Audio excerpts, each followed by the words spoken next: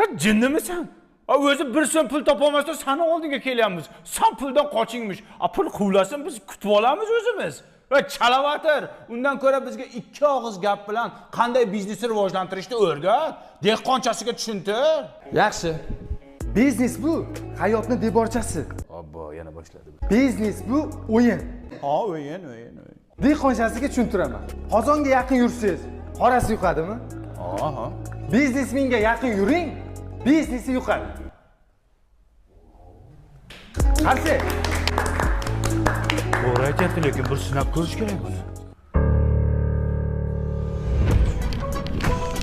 Yuqsin. Shu akani bizneslari yuqsin menga. Yuqsin. Shu akani bizneslari yuqsin menga.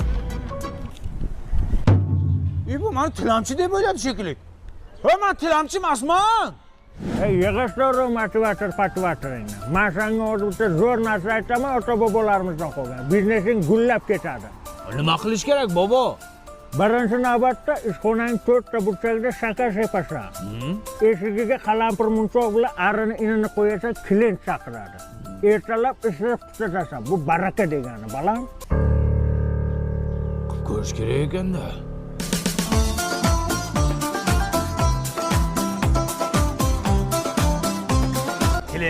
Klient kelsin, bizneslarim zo'r bo'lib ketsin, klient kelsin. O ana ish berdi, klient keldi. Biroq buncha sasigan sizdan kelyaptimi yo mendanmi? Yo bu bundan buncha sasiganmi? Kirmaymiz bu yoqqa. Ketdi, bu yuring ye. Keling bu yoqqa. Uf, o'zi nima qilish kerak? Nima qilsam biznesim zo'r bo'lib ketadi?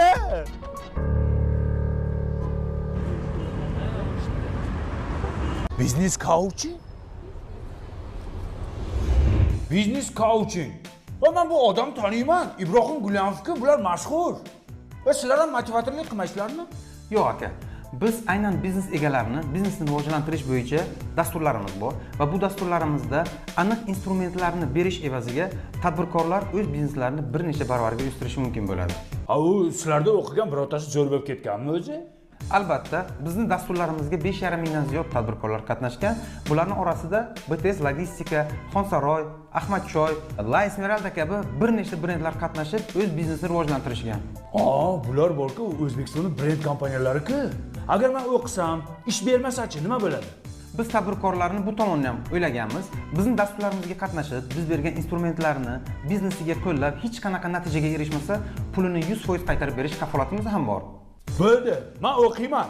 Darslarni mana shu Ibrohim akamning o'zi o'tadimi? Albatta Ibrohim Gulyanovning o'zlari o'tadilar darsni.